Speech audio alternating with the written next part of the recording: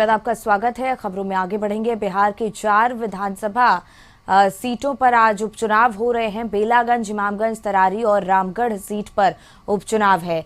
Voting शाम 5 बजे तक होगी। सुबह से ही मतदान केंद्रों पर वोटरों की लंबी कतार लगी है।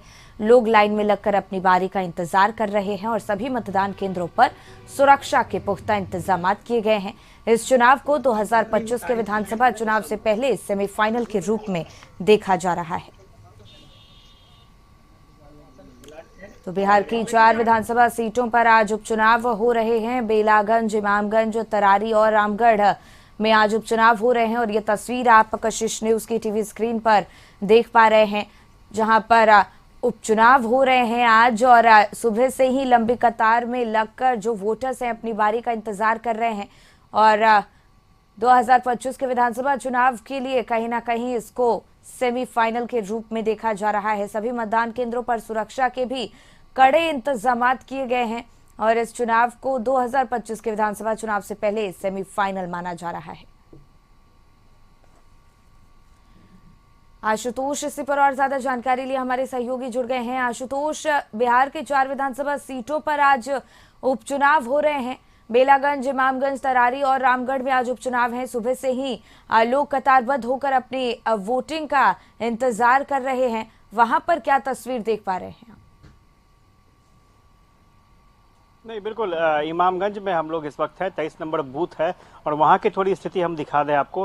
अभी चूंकि 1:30 बजे का वक्त हुआ है और ऐसा लग रहा है कि कहीं ना कहीं अभी भोजन का वक्त है और इसलिए भी वोटर कम पहुंचे हैं मतदान केंद्रों पर। हालांकि जो जानकारी मिल रही है उसके मुताबिक लगभग 50% वोट यहां पर पड़ चुके हैं और ये उम्मीद जताई जा रही है कि 1 घंटे के बाद और यहां पर वोटर नजर आएंगे। तो फिलहाल वोटर यहां पर कम नजर आ रहे हैं और 1 घंटे पहले तक अगर वोटिंग प्रतिशत की बात की जाए तो 23% के आसपास। ये आपने वोट दे दिया क्या एक बार?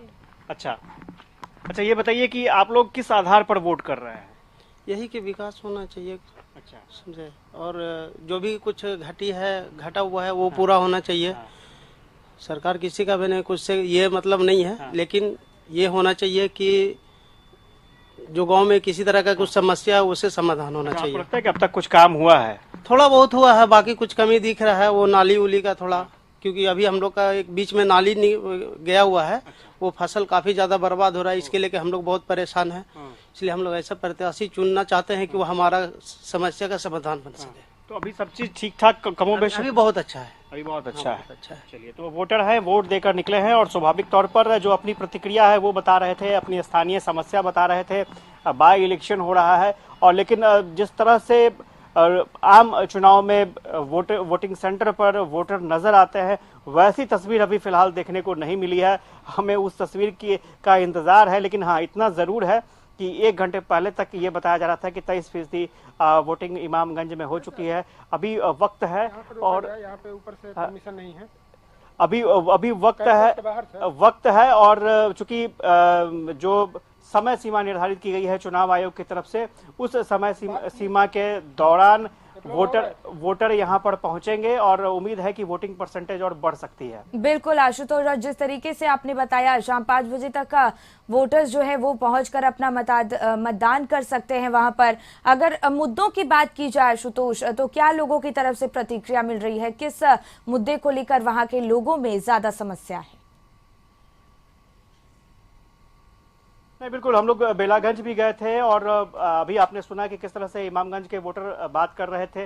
तो डेवलपमेंट ही एक मुद्दा है, विकास के मुद्दे पर ये लोग वोट देना चाहते हैं और कई जगहों पर, इमामगंज की ही बात करें, एक जगह आपने देखा कि पुल ब्रिज नहीं था, तो ब्रिज नहीं होने की वजह से वो लोग आक्रोश जता रहे थे।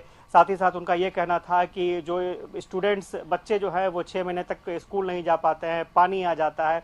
तो डेवलपमेंट ही एक मुद्दा है, लेकिन इतना जरूर है कि बिहार में जब आप जाते हैं तो बिहार में कास्ट वाइज इलेक्शन वोटिंग होता है। इसमें कोई दो राय नहीं है। जातीय समीकरण के आधार पर कैंडिडेट दिए जाते हैं, जातीय समीकरण के आधार पर वोट भी पड़ते हैं।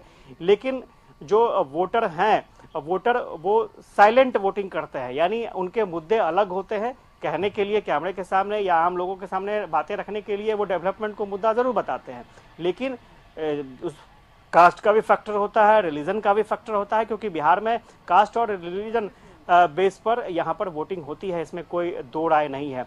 सबसे बड़ी बात यह है कि उसी के आधार पर उम्मीदवार भी दिए जाते हैं। जीतन राम मांझी की बहू चुनाव लड़ रही हैं। जीतन राम मांझी यहाँ से लगातार प्रतिनिधित्व करते रहे हैं, अब उनकी बहू मैदान में है। इसके अलावा आरजेडी ने अपने उम्मीदवार को उतारा है और साथ ही साथ जो जन स्वराज की तरफ से प्रशांत किशोर ने भी अपने कैंडिडेट को उतारा है यहाँ पर।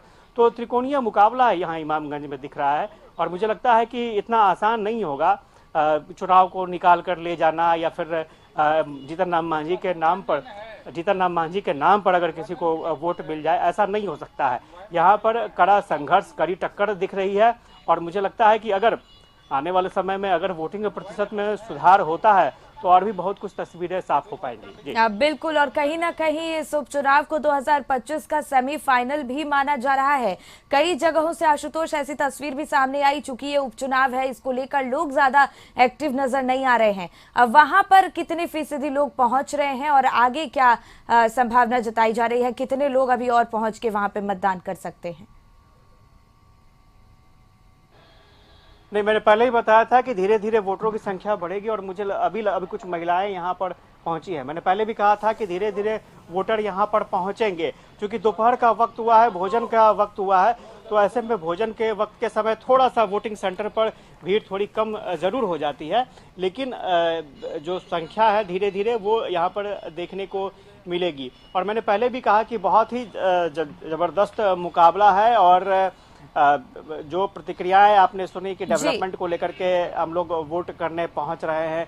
कई जगहों पर बेलागंज में हमने सुना कि परिवर्तन के लिए हम लोग वोट कर रहे हैं, क्योंकि एक ही जनप्रतिनिधि बहुत लंबे समय से वहां पर थे लेकिन उन्होंने कुछ किया नहीं है। तो अलग अलग राय यहाँ पर वोटरों की देखने को मिली है और मुझे लगता है कि जो 4 सीटें जो हैं, जो परिणाम आएंगे, जो फीडबैक मिल रहा है, वो बहुत चौंकाने वाले परिणाम हो सकता है, इस बार आ सकते हैं और देखना दिलचस्प होगा कि किस तरह के परिणाम आते हैं। बिल्कुल आशुतोष, बहुत बहुत धन्यवाद आपका तमाम जानकारी और तस्वीरें हम तक पहुंचाने के लिए। रुकेंगे ब्रेक के लिए, फौरन होंगे हाजिर।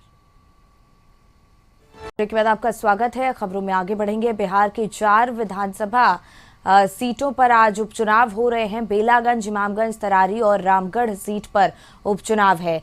वोटिंग शाम 5 बजे तक होगी। सुबह से ही मतदान केंद्रों पर वोटरों की लंबी कतार लगी है। लोग लाइन में लगकर अपनी बारी का इंतजार कर रहे हैं और सभी मतदान केंद्रों पर सुरक्षा के पुख्ता इंतजाम किए गए हैं। इस चुनाव को 2025 के विधानसभा चुनाव से पहले सेमीफाइनल के रूप में देखा जा रहा है। तो बिहार की 4 विधानसभा सीटों पर आज उपचुनाव हो रहे हैं। बेलागंज, इमामगंज, तरारी और रामगढ़ में आज उपचुनाव हो रहे हैं और ये तस्वीर आप कशिश न्यूज की टीवी स्क्रीन पर देख पा रहे हैं, जहां पर उपचुनाव हो रहे हैं आज और सुबह से ही लंबी कतार में लगकर जो वोटर्स हैं अपनी बारी का इंतजार कर रहे हैं और 2025 के विधानसभा चुनाव के लिए कहीं ना कहीं इसको सेमीफाइनल के रूप में देखा जा रहा है। सभी मतदान केंद्रों पर सुरक्षा के भी कड़े इंतजामात किए गए हैं और इस चुनाव को 2025 के विधानसभा चुनाव से पहले सेमीफाइनल माना जा रहा है। आशुतोष इसी पर और ज्यादा जानकारी लिए हमारे सहयोगी जुड़ गए हैं। आशुतोष, बिहार के 4 विधानसभा सीटों पर आज उपचुनाव हो रहे हैं। बेलागंज, इमामगंज, तरारी और रामगढ़ में आज उपचुनाव है। सुबह से ही लोग कतारबद्ध होकर अपनी वोटिंग का इंतजार कर रहे हैं। वहां पर क्या तस्वीर देख पा रहे हैं? नहीं, बिल्कुल इमामगंज में हम लोग इस वक्त है, 23 नंबर बूथ है और वहाँ की थोड़ी स्थिति हम दिखा दें आपको। अभी चूंकि 1:30 बजे का वक्त हुआ है और ऐसा लग रहा है कि कहीं ना कहीं अभी भोजन का वक्त है और इसलिए भी वोटर कम पहुंचे हैं मतदान केंद्रों पर। हालांकि जो जानकारी मिल रही है उसके मुताबिक लगभग 50% वोट यहां पर पड़ चुके हैं और ये उम्मीद जताई जा रही है कि 1 घंटे के बाद और यहां पर वोटर नजर आएंगे। तो फिलहाल वोटर यहां पर कम नजर आ रहे हैं और 1 घंटे पहले तक अगर वोटिंग प्रतिशत की बात की जाए तो 23% के आसपास। ये आपने वोट दे दिया क्या एक बार? अच्छा, ये बताइए कि आप लोग किस आधार पर वोट कर रहे हैं? यही कि विकास होना चाहिए। अच्छा, समझे, और जो भी कुछ घटा हुआ है वो पूरा होना चाहिए। सरकार किसी का भी नहीं, कुछ से ये मतलब नहीं है, लेकिन ये होना चाहिए कि जो गांव में किसी तरह का कुछ समस्या है उससे समाधान होना चाहिए। आपको लगता है कि अब तक कुछ काम हुआ है? थोड़ा बहुत हुआ है, बाकी कुछ कमी दिख रहा है। वो नाली उली का थोड़ा, क्योंकि अभी हम लोग का एक बीच में नाली गया हुआ है, वो फसल काफी ज्यादा बर्बाद हो रहा है। इसके लेके हम लोग बहुत परेशान हैं।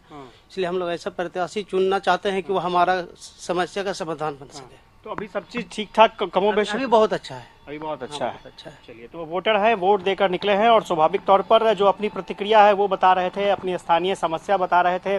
बाई इलेक्शन हो रहा है और लेकिन जिस तरह से आम चुनाव में वोटिंग सेंटर पर वोटर नजर आते हैं, वैसी तस्वीर अभी फिलहाल देखने को नहीं मिली है। हमें उस तस्वीर का इंतजार है, लेकिन हाँ, इतना जरूर है कि 1 घंटे पहले तक ये बताया जा रहा था कि 23% वोटिंग इमामगंज में हो चुकी है। अभी वक्त है और यहाँ पे ऊपर से परमिशन नहीं है।